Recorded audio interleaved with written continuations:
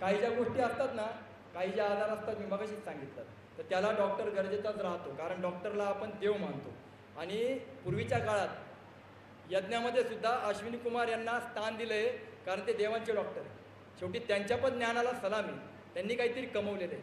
तुम्हाला आता झटपट रिझल्ट हवा आहे, तुम्हाला झटपट प्रॉब्लेम सॉल्व्ह करायचा आहे, तर काही गोष्टी ज्या आहेत त्या डॉक्टरांच्या सल्ल्याने निश्चित करा. रसाहार काय आहे? Prevention is better than cure. मला काही त्रास व्हायच्या आधी मला मोकळं व्हायचं आहे, पण आता काही प्रॉब्लेम असे असतात की त्याच्यासाठी ते पण चालू द्यायचं आणि रसाहार पण चालू द्यायचा. तर तुम्हाला जर इमर्जन्सी ऑपरेशन असेल तर बिलकुल करू शकता, त्यांनी काही नुकसान नाही. पण तुम्हाला जर घाई नसेल तर मग 4-6 महिने तुम्हाला थांबायची तयारी पाहिजे, तेव्हा हळूहळू बदल होईल. कारण काही प्रॉब्लेमला वेळ खूप द्यावा लागतो.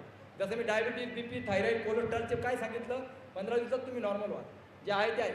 वजनाचं सांगितलं 6 ते 10 किलो सुद्धा वजन झटपट कमी होतं, पण काही गोष्टीला वेळ खूप द्यावा लागतो. जसं डायलिसिस आहे, जसं पॅरालिसिस आहे, कॅन्सरसारखे आजारी आहे पेशंट, त्यांना वेळ द्यावा लागतो. तेवढी वेळ द्यायची तयारी लागते. तसं मोतीबिंदूला सुद्धा वेळ लागेल, तर ती तयारी असेल तर तेवढी तयारी असेल तर बिलकुल तुम्ही करू शकता. फायदा निश्चित होईल, डोळ्यांमध्ये निश्चित फायदा झालेला दिसेल तुम्हाला. सगळं करायचं प्रॉपर, परत त्रास होणार नाही. 15 दिवस बिलकुल करायचं. लेडीजला सुद्धा मासिक पाळी असताना बिलकुल ॲनिमा करायचा. उलट तुम्हाला त्रास त्यांनी काहीच होणार नाही. PCODचे सगळे प्रॉब्लेम रसाहाराने सॉल्व्ह झालेले. संतती न होणारे असे सुद्धा माझ्याकडे येऊन गेलेले.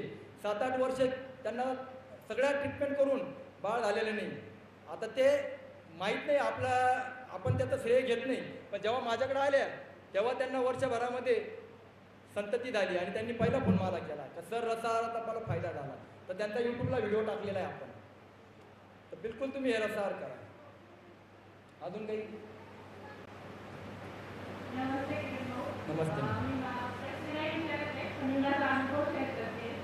पुढे येऊन करा ना, सगळ्यांना समजेल. पुढे येऊन करा. हे गुरु महाराज सुद्धा स्वस्त असते. माझ्याकडे भारतातले कितीतरी मोठमोठ्या आश्रमांचे गुरु महाराज यांचे नंबर्स आहेत का जे लोक आपलं फॉलो करतात. म्हणून तुम्हाला सांगतो का ज्ञानाने रिझल्ट असते तर मोठमोठे ज्ञानी आज खूप बसलेले, रिझल्ट नाही. दवाने फायदा झाला असता तर डॉक्टर स्वस्त असते. व्यायामाने जर तुमचे प्रॉब्लेम सॉल्व्ह झाले असते तर शेतकरी पहिले स्वस्त असतात. सकाळी 4ला उठून संध्याकाळच्या 6पर्यंत शेतकरी शेतात काय करतोय? व्यायामच करतोय. आपण 1-2 तासाचा व्यायामाचं फक्त कौतुक करतो, मी रोज व्यायाम करतो. शेतकरी शेतामध्ये दिवसभर घाम काढतो, पण आज प्रत्येक शेतकऱ्याच्या घरी जाऊन पहा, तुम्हाला काही ना काही औषधं दिसतील. माझ्याकडे खूप पेशंट येतात शेतकरी, प्रत्येकाला सेम आजार आहे जे आपल्याला आहे. आणि आज व्यायाम करताना अटॅक आलेले कितीतरी आपण व्हिडिओ पाहतोय, रील पाहतोय. डॉक्टर सांगता हलका व्यायाम करा. का हलका व्यायाम करा? याचा अर्थ आपण फिट नाही आहे. पहिले फिट व्हा आणि मग तुम्हाला काय एक्सरसाइज, योगा करायचा आहे, जिम करायची करा. म्हणून मी सांगतो रसाहार करताना कुठल्याही प्रकारचं शारीरिक मेहनत जास्त करू नका. एकदा 4-5-6 दिवस झाले का मग तुम्ही पाहिजे तेवढं करा. मी 20-20 किलोमीटर सायकलिंग करून 1.5 तास योगा करणारा माणूस मी 3 महिने सलग करून दाखवलं. कुठल्याही प्रकारचं पाणी पित नव्हतो मी आणि कुठल्याही प्रकारचा थकवा नाही. एवढंच काय, केदारनाथ सारखा पहाड जे गेले त्यांना माहिती ते काय. जवळजवळ 16 ते 17 किलोमीटरची पहाडी वरती गेल्यावर ऑक्सिजन लेवल कमी होते. ती सुद्धा पूर्ण पहाडी मी निर्जल उपवास करून 18 अध्यायाचं पारायण करून वरच्या टोकापर्यंत गेलोय. आता जो ज्यार जिने चढतो त्याला कळतं थकवा काय राहतो. कुठल्याही प्रकारचा त्रास झाला नाही. मी म्हणत नाही तुम्हाला एवढं करा, मला फक्त सांगायचं काय आहे का एनर्जी जी आहे ती शुद्धतेमध्ये आहे, ती कच्च्या आहारामध्ये तिला फॉलो करून पहा. बाकी शिजवलेलं बंद करा हे मी म्हणतच नाही. पण दिन में प्रकृती देवायचा, रात में पत्नी देवायचा. जे आवडेल ते खा. आणि त्याही पुढं मी काय सांगितलं, एन्जॉय करायचं आहे. आपला एन्जॉय कशाला म्हणता? जे आपण हॉटेलमध्ये खाल्लं, पार्टीला खाल्लं, लग्नाला खाल्लं, कारण 4 चौघांना मिक्स व्हायचं राहतं. वा, शनिवार रविवार तुम्ही पार्टी करा, लग्नांना खा, सगळं करा. फिरायला गेले तर 8 दिवस त्यांच्यासारखं राहा. कारण तुम्ही जर तुमचं डाएट तो दाखवलं तर त्यांना वेगळं वाटेल का हे आपल्यातले नाही आहे, त्यांचं होऊन जा. परंतु एकदा का आले घरी का मग मात्र मोकळं होऊन घ्या. कारण मी नेहमी सांगतो भांडं मोकळं करायला शिका. आज भरलेलं भांडं आहे. लोक म्हणतात सर अर्धी पोळी खाल्ली तरी आमचं वजन उतरून नाही राहिलं. आम्ही तर खूप जाळतो शरीराला. कशाला शरीराला जाळतात? कर्षंत शरीरस्थम भूतग्रामचेतसा माम चैवंत शरीरस्थम तान्विद्या सुरनिश्चया. देवाने सांगितलंय 17व्या अध्यायामध्ये, शरीराला विनाकारण तकलीफ देणारा हा आसुरी वृत्तीचा आहे. म्हणून विनाकारण शरीराला जाळू पण नका. म्हणून मला सांगायचं आहे एन्जॉय करा, सगळं खा, सगळं प्या, पण वेळच्या वेळी भांडं तर मोकळं करा. मग आपल्याला कळतंय मला ॲसिडिटी होते, गॅसेस होते, तकलीफ होतीये, म्हणजे माझं आता भांडं भरलंय, मोकळं करा. 10-1 दिवस नाही करू शकत, 15 दिवस नाही करू शकत, स्वतःला वेळ द्या. म्हणून हे जे आहे वेळच्या वेळी मोकळं व्हायचं, पुन्हा जो एन्जॉय करायचा आहे तुमच्या मते तो करा. पण तुम्हाला लाईफ टाईम जर कधी डॉक्टरची पायरी चढायची नसेल तर दिवसाचा आहार कच्चा, रात्रीचा शिजवलेला, हे गणित कधीच विसरायचं नाही. आता तुम्ही म्हणाल तर सर सारी दुनिया तर सांगते, आता तुमच्या प्रश्नांच्या आधी मी प्रश्नांची उत्तर देऊ राहिलो, कारण ही सिस्टम प्रॉपर समजली बी पाहिजे.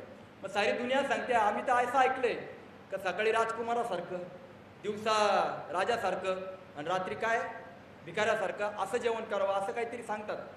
पण मी तुम्हाला सांगतो सगळं तेच फॉलो करतात. ते रिझल्ट आहे का? असल तर आमच्या रस्त्याला लागू नका, आणि नसल तर वाद करू नका, अनुभव करा.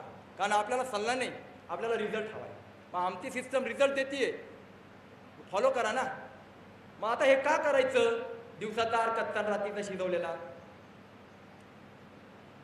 क्षितिजल पावक गगन समीरा पंचरचितय अधम शरीरा.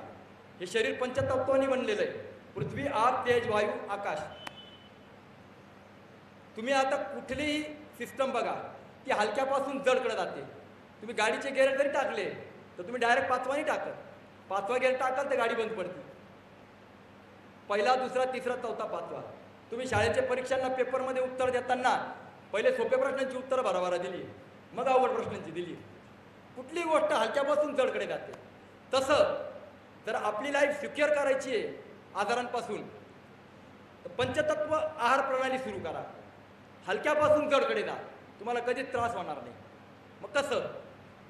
या सृष्टीमध्ये सगळ्यात हलकं तत्व काय? हलकं याचा अर्थ वजनाने. आणि सगळ्यात जास्त काय जे सगळीकडे आहे, तर ते तत्व म्हणजे आकाश तत्व आहे. हे आकाश तत्व सगळ्या ठिकाणी, आणि हे काय आहे? हलकं आहे. आणि त्याच्यामध्ये काय आहे? काहीच नाही. आता आपण आपल्या दिवसाची सुरुवात केली कमीत कमी 10, 11, 12. मी ॲक्च्युली 12 म्हणतो, पण आपले मन इतके कमजोर आहे म्हणून मला 10 वर यावं लागतंय. वास्तविक 12 आहे, पण ठीक आहे 10 पर्यंत का होईना करा. मग आपण जी दिवसाची सुरुवात केली ती कशाने केली? उपवासाने. उपवासात काय खाल्लं? काहीच नाही. म्हणजे पहिलं तत्व काय दिलं? आकाश तत्व. म्हणजे आपण ही सुरुवात केली, पहिला गेअर पडला, आता दुसरा गेअर टाकायचा. कारण आपल्याला आकाश तत्वामध्ये काहीच नसतं. आकाशापेक्षा जड काय राहतं?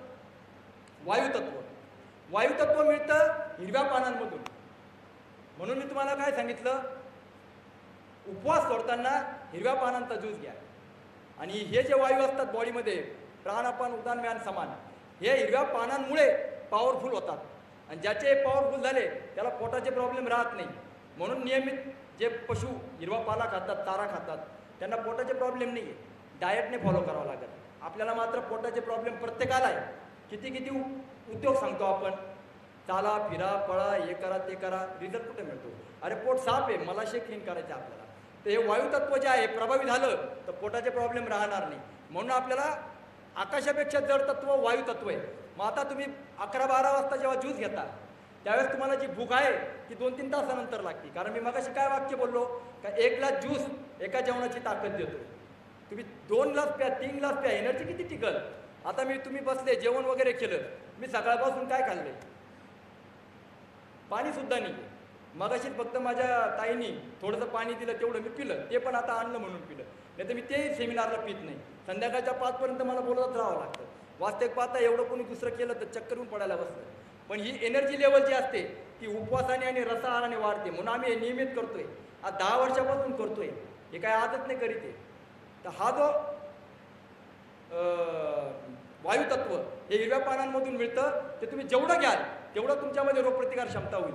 म्हणून मी कोरोनाच्या काळामध्ये क्लिनिक माझं कधीच बंद नाही केलं. आणि इथल्या हॉस्पिटल्स आणि जेवढे काही पेशंट असतील त्यांच्या घरी जाऊन माझी मिसेस जवळपास 12 ते 15 लिटर ज्यूस बनवायची. आणि मी घरोघरी जाऊन ज्यांना ज्यांना कोरोनाचे प्रॉब्लेम्स आहे हॉस्पिटलमध्ये जाऊन, ICUमध्ये जाऊन मी हाताने ज्यूस दिलेले आहे त्यांना. आम्ही कधीच घाबरलो नाही. म्हणून आम्ही सल्ला द्यायला बसलेलो नाही, आम्ही हे जगून दाखवतोय. त्याचं कारण आम्ही ठरवलोय की या सिस्टमचे जर सिद्धांत सांगताय जा कुडा वा किडा, आणि किडा हा देवाने पाठवलेला सफाई कर्मचारी, तू तुझी बॉडी शुद्ध ठेव, तुला कुठलाच व्हायरस सतावणार नाही. मग आम्ही या रस्त्याने जर प्रामाणिक आहोत तर आम्हाला प्रॉब्लेम कसा येईल? या सिद्धांताने आम्ही जगतोय. आणि या सिद्धांताला धरून आम्ही कोरोनाच्या पेशंटपर्यंत गेलो, गावोगावी गेलो, कुठलाच प्रॉब्लेम आला नाही. कसा येणार? कारण आपण स्वतःशी प्रामाणिक असाल तर देव त्याला साथ देतो. म्हणून हे जे प्रॉब्लेम सॉल्व्ह करायचे असतील शरीरामधले कुठलेही, एक 10-15 रुपयाची पालक तुम्हाला कधी दवाखान्यात जाऊ देणार नाही. आणा की काय पैसे लागत आहेत. तर हा ज्यूस घेतल्यानंतर मी जे फळं सांगितली त्याची कारण का वायुतत्वापेक्षा जड काय असतं, अग्नितत्व, आणि अग्नितत्व मिळतं फळांमधून. म्हणून ही फळं जी आहे ती दुपारच्या वेळेला खायची. ॲक्च्युली तुम्हाला जर डाएटचा टायमिंग फॉलो करता आला नाही तर तुम्ही कुठलंही फळ केव्हाही खाऊ शकता, त्याच्यावर काही टाईम नाही आहे. परंतु आपल्याला हलक्यापासून जडकडं जायचं आहे. जर प्रॉपर जमत असेल तर असं करा, आणि नसेल जमत तर कसंही करा, पण 15 दिवस गॅस पेटवू नका. एवढं मात्र डोक्यात ठेवा. कारण आपल्याला आतला जठरांनी पेटवायचा आहे, बाहेरचा अग्नी जो आहे तो थोडी दिवस थांबवायचा आहे. कारण भट्टी तप गई तो लोहा पिघलता है, वरना कागद भी धुवा निकलता है. आपली भट्टी कमजोर आहे म्हणून अर्धी पोळी ॲसिडिटी देते आपल्याला. मग अग्नीपेक्षा जड काय राहतं, जलतत्व. आणि जलतत्व मिळतं कंदमुळं आणि भाज्यांमधून. फळभाज्या ज्या फळांसारख्या आहेत पण भाजी नाही, पत्ती नाही, फळभाज्या. जसं मी मगाशी सांगितलं, गाजर आहे, टोमॅटो आहे, काकडी आहे, भोपळा आहे, कारलं आहे, अमुक तमुक भरपूर आहे. त्याचे ज्यूस आपल्याला घ्यायचे कारण त्याच्यामध्ये जलतत्व आहे. म्हणून आपल्याला ते घेता घेता संध्याकाळ होते. म्हणून मी 5 ते 7ला तुम्हाला जलतत्व सांगितलं. आणि रात्री मी काय सांगितलं, सॅलड खायचं. पण आता तर आपण रात्रीचं जेवायचं म्हणतोय. मग रात्री का जेवायचं, कारण अन्नामध्ये काय, या सगळ्या धान्य आहे, गहू तांदूळ आपण जे खातो ते अनाज आहे, याच्यामध्ये पृथ्वी तत्व असतं. आणि पृथ्वी तत्व हे सगळ्या तत्वांपेक्षा जड आहे. मग जे आपण जड खातो ना तशा आपण बनतो. मग मला सांगा, आता एवढा सगळा कच्चा आहार केला, आपण जड बनलो का? आपल्याला जेवण करून सुद्धा जड नाही आहे, आपण हलकेच आहे. शरीर हलकं वाटतं, किती खा, पण तुम्ही 2 पोळ्या खा आणि दुपारी बसा ऐकायला, तुम्हाला लगेच झोप यायला लागते, बॉडीमध्ये ॲसिडची मात्रा वाढायला लागते. म्हणून पोटभर जेवा आणि शरीराचं ऐका. मग मला सांगा, जेवण केल्यानंतर इंडिकेशन कसले येतात, कामाचे येतात का आरामाचे येतात? गाडीमध्ये पेट्रोल टाकलं तर गाडी ॲव्हरेज देते. आमच्या गाडीत पेट्रोल टाकलं म्हणजे खाल्लं तर आमचा आतला जो शक्ती आहे ती कामाचं इंडिकेशन देते का आरामाचं देते? आरामाचंच देते. आपण पोटभर जेवण केल्यावर आपल्याला सुस्ती येते, झोपावंसं वाटतं. झोपायचं कधी राहतं, दुपारी का रात्री? रात्री झोपायचं राहतं. म्हणून पोटभर खा आणि झोप आली झोपून घ्या. कारण एक वाक्य पुन्हा सांगतो, ही शक्ती एक काम दोनदा नाही करी, 1-2 कामं एका वेळी नाही करी. एकदा आपला मेंदू सांभाळल, नाही तर पोट सांभाळल. कारण आपण ज्यावेळेस जेवण नसतं केलेलं त्यावेळेस आपला मेंदू तल्लक चालत राहतो. म्हणून आपल्या मुलांना पण अभ्यासाला आपण सकाळी लवकर उठवतो. रात्री जेवण करून जे आहे पुन्हा अभ्यासाला बसतात, त्यांना सुस्ती येत राहते. आणि आपण हे पहाटे जे काही असतील ध्यान धारणा वगैरे ते जास्त करतो का? कारण पोट आहे ना हलकं झालेलं राहतं. जेवढं पोट हलकं तेवढा मेंदू जास्त तल्लक होतो. म्हणून आता ड्रायव्हरचं उदाहरण बघा, गाडी चालवणारा ड्रायव्हर पोटभर जेवून जर गाडी चालवायला लागला तर त्याला सुस्ती येते. कितीतरी ॲक्सिडेंट कशामुळे झाले, जेवण करून ड्रायव्हिंग केल्यानंतर सुस्ती आलेली, झडप येते. आतली शक्ती सांगते मी पोट सांभाळू तर मेंदू सांभाळू. म्हणून लक्षात ठेवा का आपल्याला रात्री झोपायचं आहे, पोटभर जेवा, झोपून घ्या. आपलं शास्त्र सांगतं, भुक्त्वा राजवदा शेत यावत अन्नम मोगता न धावन न प्लवन येती मृत्यूवर धावती धावत. खाना खाने के बाद राजा की तरह सो जाओ. जेवण झाल्यानंतर राजासारखं झोपून घ्या. तुम्ही जर काय काम कराल, धावाल, फिराल, अजून काय व्यायाम कराल तर मृत्यूवर धावती धावत, मृत्यू तुमच्या मागे धावतील. म्हणून आज ह्या विज्ञान युगामध्ये किती जण असे जे 60-70 नंतर तुम्हाला फिट दिसत आहे, किती जण असे जे 100 वर्षापर्यंत जगत आहे. बरं किती जण असे का जे म्हणतात का 100 वर्षापर्यंत मला काहीच प्रॉब्लेम येणार नाही, कॉन्फिडन्स नाही राहिलेला, कारण आधार काही आमंत्रण देऊन येत नाही. म्हणून मोकळं व्हायचं, वेळच्या वेळी मोकळं व्हायचं आणि जो एन्जॉय करायचा तो करा. पण जेवण पोटभर संध्याकाळनंतर रात्रीनंतर बिलकुल तुम्ही खाऊ शकता, दिवसाचा आहार कच्चा. आणि यातही मी सांगितलं 5 दिवस तर फॉलो करा, 2 दिवस तुम्ही तुमच्या मनासारखं करा, पण 5 दिवस प्रकृतीसारखं तर करा. अन्यथा मी सांगितलं दुःखामध्ये कोणीच पार्टनर नाही, रोगामध्ये कोणीच पार्टनर नाही, ज्याचं त्यालाच भोगावं लागतं. मग ही वेळ येऊ द्यायची नसत तर करून तर पहा. म्हणून आपल्याला दिवसाचा आहार कच्चा, रात्रीचा शिजवलेला करायचा आहे. आता इथून पुढे काही प्रश्न असतील कोणाचे तर बिलकुल विचारा. आता अजून एक प्रश्नाचं मी अजून उत्तर देतो, कारण हे प्रश्न जनरल या ज्या आमचे सेमिनार्स असतात तिथं आलेले राहतात. म्हणून मला आठवतात का काही जण म्हणतात का आम्हाला जे आहे एवढं जमू नाही शकत, कारण हे फार अवघड वाटतं. ॲक्च्युली मनात भरलेला कचरा आहे. वास्तविक मला एवढ्या रसायनाची गरज नाही आहे का मी 20 दिवस झाले करून राहिलो आहे, आता रामनवमीला सोडणार, 30 दिवस झाल्यावर सोडणार. हे मी लोकांसाठी का करतो, मला फिट राहायची, ॲक्टिंग नाही करायची. आमच्या जे फॉलोअर्स आहे दुनियाभर आहे, मला ॲक्टिंग नाही, मला जगायचं आहे, मी तसा जगल, मी तसा राहील, तर समोरचे तसं करणार आहे. त्यामुळं आम्हाला जास्त काही करून दाखवावं लागतं. तुम्ही थोडं तर करा. तर मला म्हणायचं काय की हे 20 दिवसाचा, 15 दिवसाचा, 10 दिवसाचा कोर्स नाही, ही सुरुवात आहे.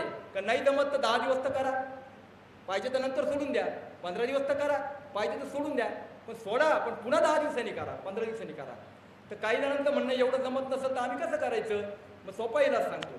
दिन में कच्चा, रात में पकाया, ही सिस्टम जी आहे ना, याला मी पॅसेंजर ट्रेन म्हणतो. मग जी दिनचर्या मगाशी सांगितली ना, उपवास करा 11-12पर्यंत, पालक ज्यूस, फ्रूट्स, व्हेजिटेबल हे संध्याकाळपर्यंत, आणि रात्री तुमच्या मनाप्रमाणे जेवा, याला पॅसेंजर ट्रेन म्हणतो. म्हणजे तुमच्या मनाप्रमाणे पण चालू आहे आणि प्रकृतीच्या पद्धतीने पण चालू आहे. म्हणजे या 3 पद्धती आहे, एक रोगी, एक भोगी, एक त्यागी. पण रोगी पद्धत म्हणजे काय आहे? दोन्ही टाईम शिजवलेला आहार चालू ठेवणं.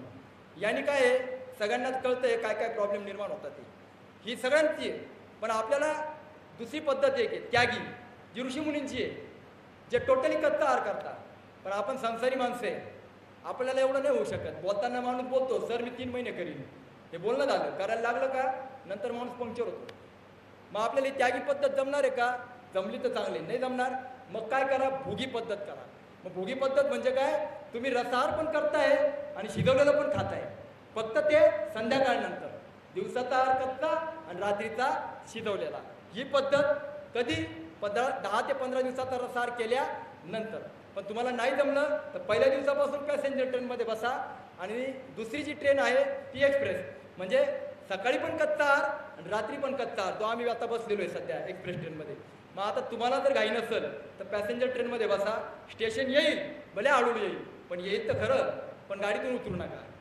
लक्षात आलं? आणि या प्रसंगात प्रलोभनं खूप येतात. ज्यावेळेस तुम्ही रस्त्यावर चालू करता त्यावेळेस तुम्हाला प्रलोभन देणारे फार जण भेटतात. अरे खाऊन घे, कोण पाहायला येते, खायचे प्यायचे दिवस आहे आणि हे काय तुझा चारा चाललाय, घासपूस चालले, तुम्हाला बोलणारे भेटतील. आता याच्यामध्ये देव तुमची परीक्षा पाहत राहतो का तुम्ही किती मजबूत आहात, आहे की नाही? म्हणून आपल्याला काय करायचं आहे, बिलकुल कुठल्या प्रकारे मोहात पडायचं नाही. आपलं मन, आपले घरातले, आपले मित्रपरिवार, आपले ड्युटीवरचे, हे सगळे आपल्याला याच्यातून मागं खेचायला जातील. तर एक 10-15 दिवसांनी त्याला सांगायचं का बाबा रस्सा झाल्यावर मी तुला पार्टी देईल, पण एवढे 10 दिवस थांबून घे. पण आपली सिस्टमला सोडायची नाही. म्हणून सांगतो स्वतःशी प्रामाणिक राहा, कारण जोपर्यंत काही होत नाही तोपर्यंत माणूस म्हणतो मला कुठे काय प्रॉब्लेम आहे, पण ज्यावेळेस येतं त्यावेळेस मात्र वेळ गेलेली राहते. मग त्यावेळेस मग माणूस रडतो आणि म्हणतो देवा ऐकलं असतं तर बरं झालं असतं. आम्ही हे रोजचं ऐकतो लोकांचं. म्हणून सांगतो वेळ हातामध्ये, स्वतःची सफाई वेळच्या वेळी करा. हा कॉमन सेन्सचा प्रश्न आहे, हे कॉमन सेन्सच्या गोष्टी आहे. बाकी याच्यामध्ये वेगळं फार मोठं तत्वज्ञान मी तुम्हाला सांगत नाही. स्वतःसाठी वर्षातनं कमीत कमी 2 वेळा तरी द्या, कमीत कमी 2 वेळा तरी द्या, आणि रसाहार करून सफाई करा. आता काही प्रश्न असतील तर विचारा, नाही तर पुन्हा एखादा प्रश्न मला आठवेल. हा माईक देत आहे, माईक जर देता येत असेल तर देऊ शकता, कोणाला जर प्रश्न विचारायचे असतील तर. आणि नसेल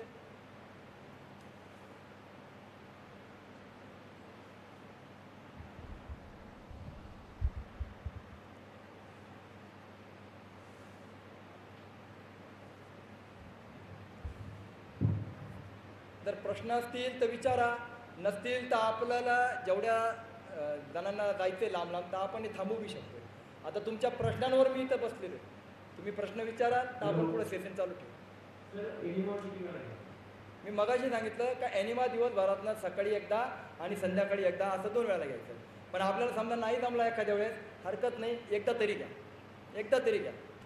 आणि फार घाईत एनिमा करू नका, थोडा वेळ द्या शांतपणे. कारण कधी कधी थोडं पाणी आत राहिलं ना तर ते गुडगुड गुडगुड होत राहतं सारखं, आणि मग ते अस्वस्थपणा येतो. म्हणून शक्यतो सुट्टीच्या दिवसापासून सुरुवात करा, म्हणजे आपल्याला अनुभव येतो का हां मला काही त्रास नाही झाला, मग कॉन्फिडन्स वाढतो. अजून काही? हां माईक.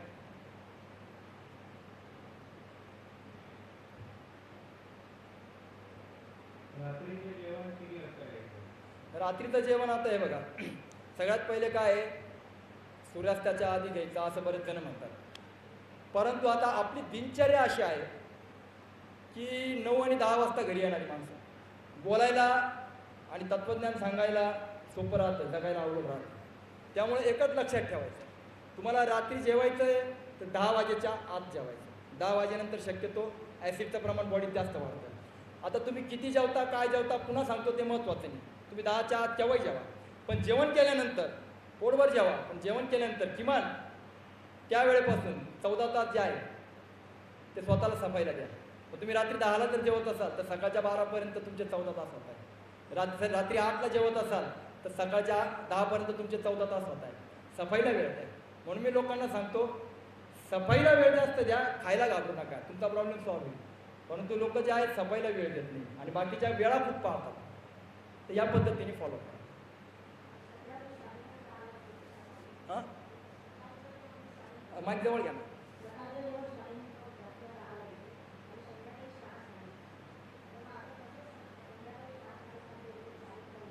मला ऐकूच नाही आलं, काहीच नाही ऐकवायचं. तुम्हाला काय म्हणायचं आहे मोठ्याने सांगा किंवा तुम्ही तरी सांगा. हां तुमचं अच्छा हां हां हां. आता तुम्ही जे संध्याकाळचं जेवण करताय ते त्याच टायमिंगला करा, पण सकाळचं मी काय सांगितलं का बदलून पहा. तुम्हाला ह्या दिवसामध्ये तो चमत्कारिक बदल दिसत. रसाहारामुळे तुमचे फायदे काय होतात ते तुम्हाला सांगतो. स्किनमध्ये ग्लो यायला लागतो, जे माझ्या मुलांनी मगाशी सांगितलं.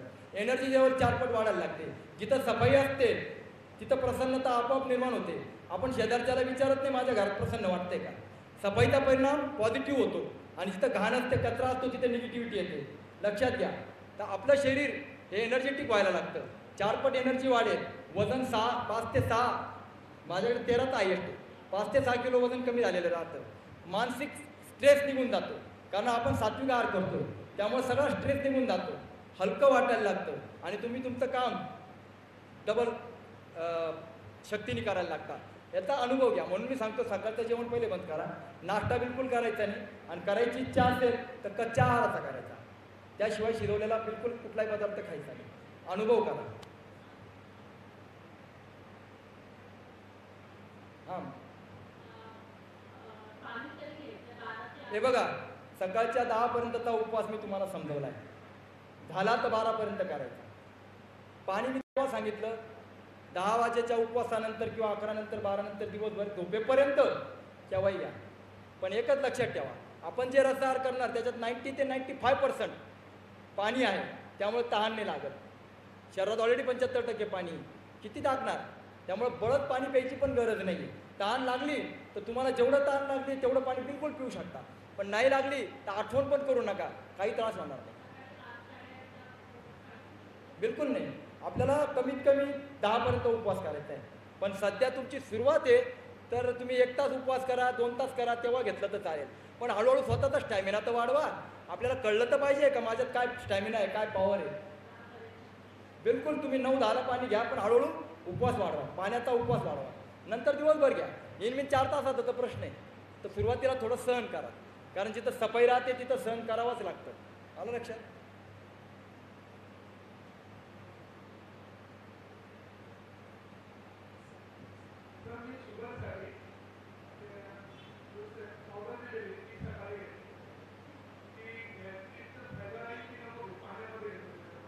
कुठली पावडर.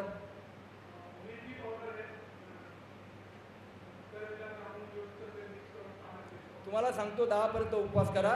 शरीरामध्ये प्रत्येकाच्या डायबिटीसचे, कॅन्सरचे पेशी असतातच. उपवासामध्ये यांना खायला भेटत नाही, रोगाच्या पेशींना, त्या मरतात. म्हणून लंघनम परमौषधम. उपवास करा.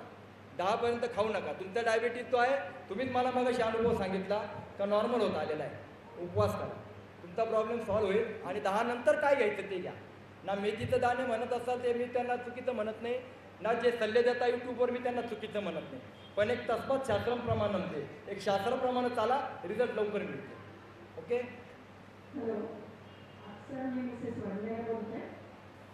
गेल्या 20 ते 25 वर्षापासून BP आणि थायरॉईडची गोळी आणि पोटी घ्यायची सवय आहे. तसं डॉक्टरांनी सांगितलेलं होतंच. आजही ती सकाळी सकाळीच मी जाग आल्याबरोबर मिळते. आता उद्यापासून जर आपल्याला तुमचा सगळा प्रोग्राम फॉलो करायचा आहे मला, तर मग मी पण 10 नंतरच या गोळ्या घ्यायच्या. 12 पासून घ्या. मनाची पॉवर वाढवा. 20 वर्ष डॉक्टरला दिले.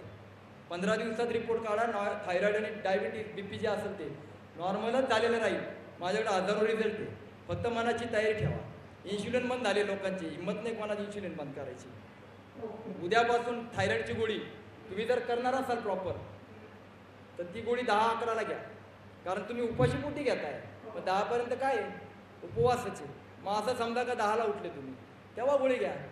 आतापर्यंत जे केलं दशा बदलली नाही, दिशा बदला. जे केलं त्यांनी जर रिझल्ट मिळाला नाही तर अजून किती वजन घेऊन फिरायचं? Diabetes, thyroid, BP. 15 दिवसानंतर तुम्हाला 20 वर्षात जे मिळालं नाही ते 15 दिवसामध्ये तुम्हाला मिळालेलं राहील. अनुभव घ्या, अनुभव करा. तर गोळी जी आहे BPची ते फक्त ॲसिड बॉडीमध्ये म्हणून 3ऱ्या दिवसापासून तुमचा BP नॉर्मल झालेला राहील. 3ऱ्या दिवसापासून. पण तुम्ही प्रॉपर रसाहार केला तर पहिले 1-2 दिवस तुम्हाला त्रास होऊ शकतो. जे घर 6 महिन्यांनी सफाईला काढता त्या घरातच धूळ उडती ना. जे घर रोज झाडू मारतात तिथे नाही उडत ना. मग आता हे घर किती दिवसांनी सफाईला काढताय तर धूळ उडेल ना. मग थोडा त्रास होईल, थोडं चक्कर आल्यासारखं होईल, थकवा आल्यासारखं होईल, सारखी झोप येऊ शकते. मग आपल्याला वाटेल हे काय चाललंय, अहो ही सफाई चालली. कारण शरीर सगळ्या मार्गाने घाण फेकणार आहे. म्हणून घाबरायचं नाही. हिंमत मरता तो मदत आहे खुदा. कारण हे आजार जर 20 वर्षापासून सांभाळताय, रिझल्ट नाही भेटला. कारण मी काय सांगितलं, घरात रिझल्ट आहे, तुम्ही बाहेर केलंय. आता एवढं प्रामाणिकपणे करा आणि मनाला मजबूत ठेवा. पुस्तक दिलेलं आहे, या पुस्तकात सगळं सायन्स समजवलेलं आहे. गीता उपनिषदाच्या त्याच्यामध्ये समजवलेल्या आहार प्रणालीनुसारच लिहिलेलं पुस्तक आहे मी. याच्यामध्ये जेवढं समजवलं आहे तेवढं पहिले वाचून घ्या, म्हणजे अजून कॉन्फिडन्स वाढेल का हा रस्ता किती दिव्य आहे. जे 20 वर्षात नाही भेटलं ते काही खर्च न करता 15 दिवसात घरात मिळणार आहे. पण प्रामाणिकपणे फॉलो करा, गोळ्या बंद होतील. 4-5 दिवसानंतर BP चेक करा, गोळी घेऊ नका. थायरॉइडची गोळीसुद्धा 5 दिवसांनी घेऊ नका. ठीक आहे, फक्त जवळ राहू द्यायची. वाटलं तर घ्या, काही त्रास होणार नाही.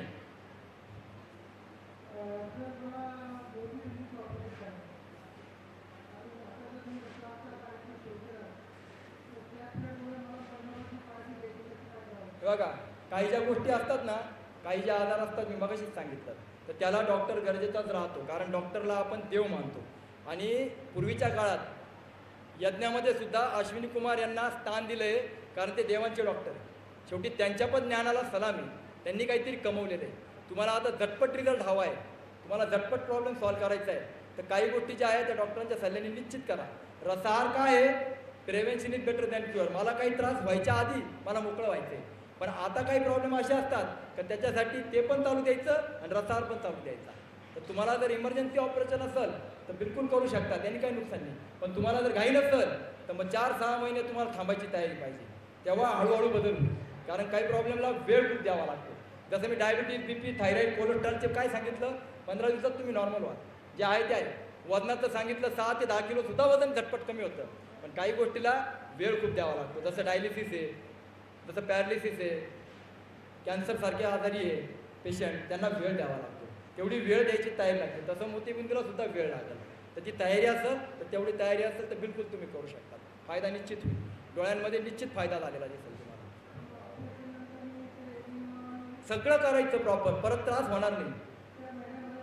15 दिवस बिलकुल करायचं. लेडीजला सुद्धा मासिक पाळी असताना बिलकुल ॲनिमा करायचाच. उलट तुम्हाला त्रास त्यांनी काहीच होणार नाही. PCODचे सगळे प्रॉब्लेम रसाहाराने सॉल्व्ह झालेले. संतती न होणारे असे सुद्धा माझ्याकडे येऊन गेलेले. 7-8 वर्ष त्यांना सगळ्या ट्रीटमेंट करून बाळ झालेले नाही. आता ते माहीत नाही, आपण त्याचं श्रेय घेत नाही. पण जेव्हा माझ्याकडे आल्या तेव्हा त्यांना वर्षभरामध्ये संतती झाली आणि त्यांनी पहिला फोन मला केला का सर रसाहाराचा मला फायदा झाला. तर त्यांचा यूट्यूबला व्हिडिओ टाकलेला आहे आपण. तर बिलकुल तुम्ही हे रसाहार करा. अजून काही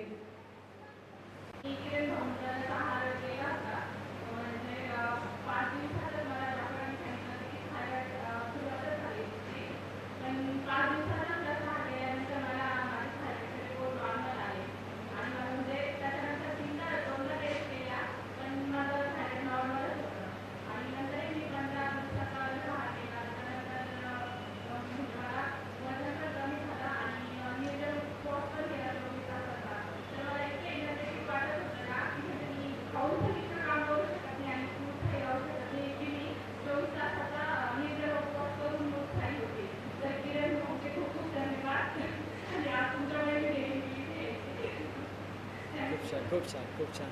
फक्त फॉलो करा.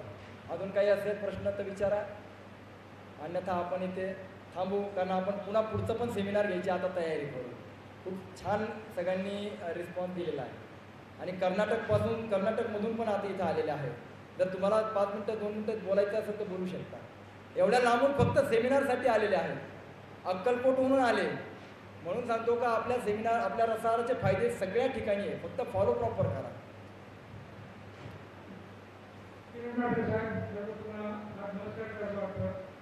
त्यांच्यासोबत गुजरातमध्ये गेलो ना त्यांच्या ऐकून ते खूप झालं. ते म्हणतात तुम्ही काय सांगता बघ आणि त्याच्या गाव रात्र प्रकार कालीन माफी वगैरे एवढे हातात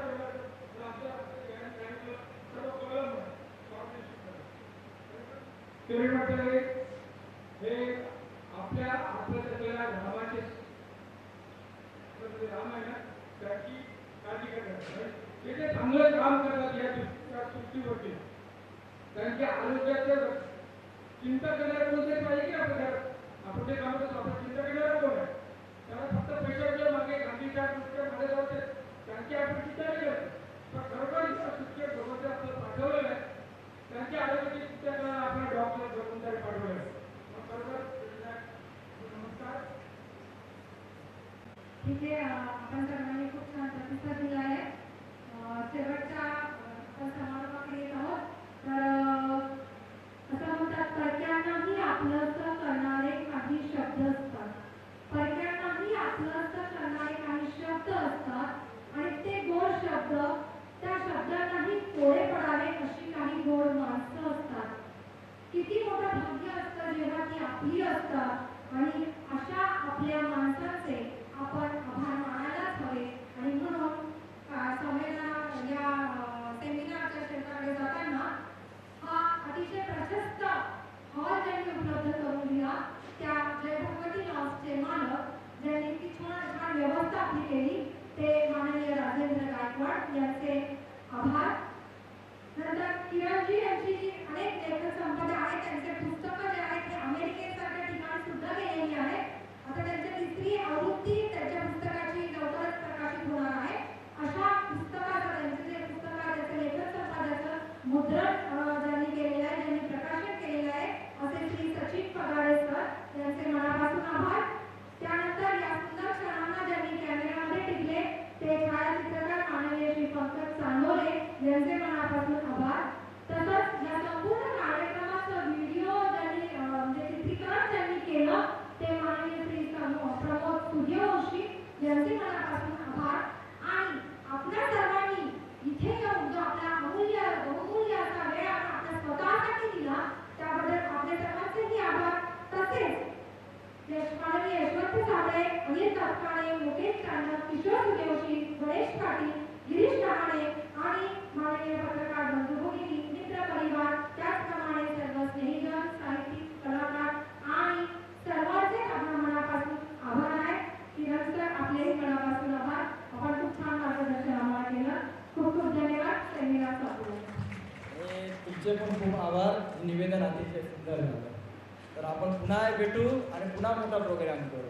ठीक आहे. ज्यांना काही अडचणी असतील त्यांनी मला व्हॉट्सअपला मेसेज करा. ज्यांना व्हॉट्सअप ग्रुपला जॉईन व्हायचे त्यांनी मला व्हॉट्सअपला मेसेज करा. ठीक आहे. तर भेटूया पुन्हा. जय तुलसीराम.